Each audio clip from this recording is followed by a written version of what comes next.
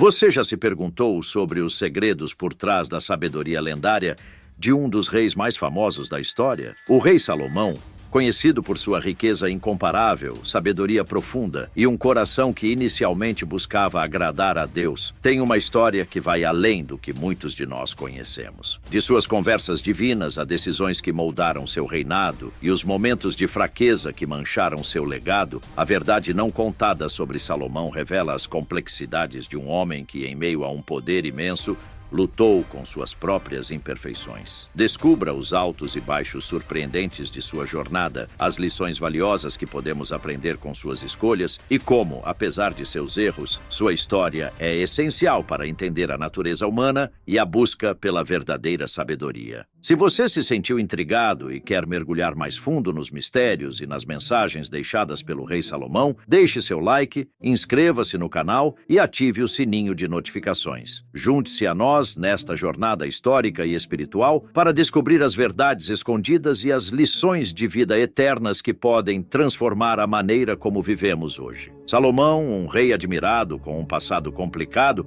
é apresentado na Bíblia de forma completa e justa, mostrando as falhas de nossos ícones da fé sem reserva. Pensar em reis recordados positivamente na Bíblia e esquecer de Salomão é quase impossível. Ele permanece na memória como um rei que dedicou seu amor a Deus ao ponto de sacrificar 1000 oferendas, buscar sabedoria divina e, com essa sabedoria, guiar seu povo de forma a promover a paz e pôr fim a conflitos. Isso é detalhado em 1 Reis, capítulo 3, versículos de 3 a 14. Salomão demonstrou seu amor pelo Senhor, andando de acordo com as instruções dadas a ele por seu pai Davi, exceto que ele ofereceu sacrifícios e queimou incenso nos lugares altos.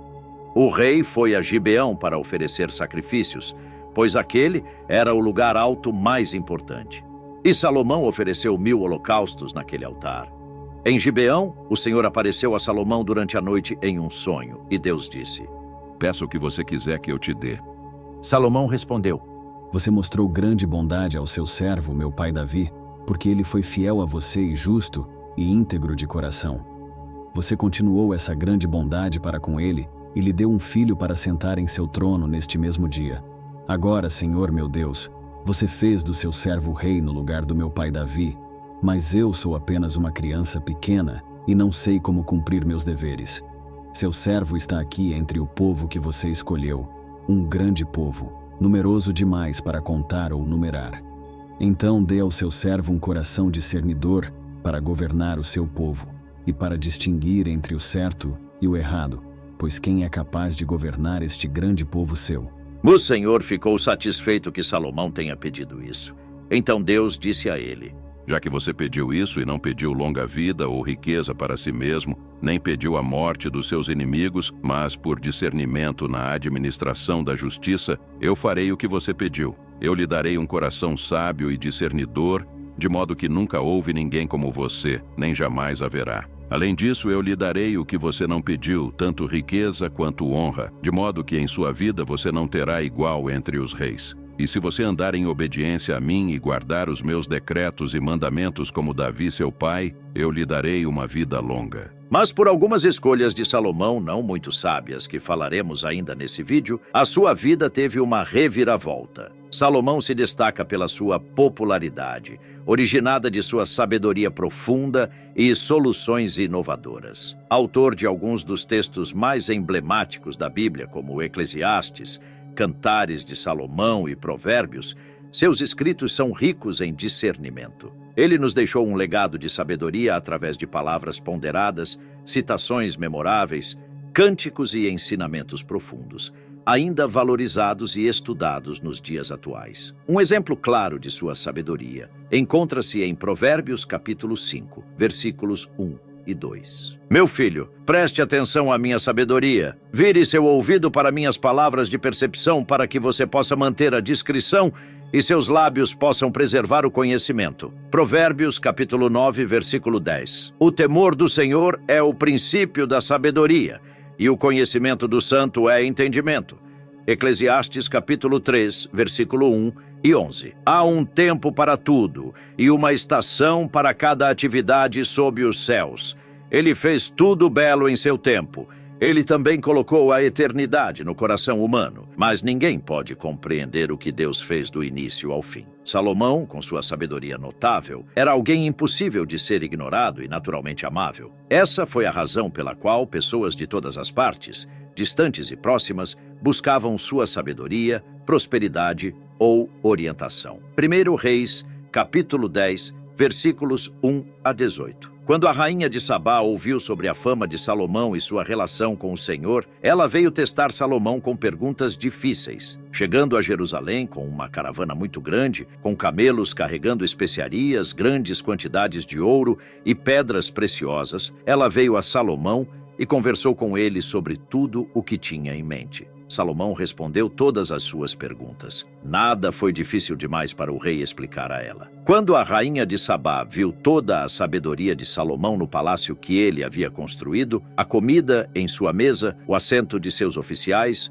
os serventes atendendo em suas vestes, seus copeiros e os holocaustos que ele fez no templo do Senhor, ela ficou impressionada. Ela disse ao rei: Os relatos que ouvi no meu próprio país sobre suas realizações e sua sabedoria são verdadeiros, mas eu não acreditei nessas coisas até que vim e vi com meus próprios olhos. De fato, nem a metade me foi contada. Em sabedoria e riqueza, você superou em muitos relatos que ouvi. Como seus povos devem ser felizes, como seus oficiais que continuamente estão diante de você e ouvem sua sabedoria devem ser felizes. Louvado seja o Senhor, seu Deus, que se agradou de você e o colocou no trono de Israel. Por causa do amor eterno do Senhor por Israel, ele o fez rei para manter a justiça e a retidão. E ela deu ao rei 120 talentos de ouro, grandes quantidades de especiarias e pedras preciosas. Nunca mais tantas especiarias foram trazidas como as que a rainha de Sabá deu ao rei Salomão. Os navios de Irão trouxeram ouro de Ofir e de lá trouxeram grandes cargas de madeira de almugue e pedras preciosas. O rei usou a madeira de almugue para fazer suportes para o templo do Senhor e para o palácio real e para fazer harpas e liras para os músicos. Tanta madeira de almugue nunca foi importada ou vista desde aquele dia. O rei Salomão deu à rainha de Sabá tudo o que ela desejava e pediu, além do que ele havia dado a ela de sua generosidade real. Então, ela partiu e retornou com sua comitiva ao seu próprio país. O peso do ouro que Salomão recebia anualmente era 666 talentos, sem incluir as receitas de comerciantes e de todos os reis árabes e os governadores dos territórios. O rei Salomão fez 200 grandes escudos de ouro batido. 600 ciclos de ouro iam em cada escudo. Ele também fez 300 pequenos escudos de ouro batido, com 3 minas de ouro em cada escudo. O rei os colocou no palácio da floresta do Líbano. Então, o rei fez um grande trono coberto com marfim e revestido com ouro fino. Porém, as partes mais problemáticas e confusas de sua história, como seus casamentos com 700 esposas e 300 concubinas, são realmente surpreendentes. Conforme descrito em 1 Reis capítulo 11, versículos de 1 a 13, Salomão se encantou por muitas mulheres estrangeiras, além da filha do faraó, incluindo Moabitas, Amonitas, Edomitas, Sidônios e Hititas. Estas eram mulheres de nações das quais o Senhor advertira os israelitas a não se casarem, pois elas desviariam seus corações para outros deuses. Ainda assim,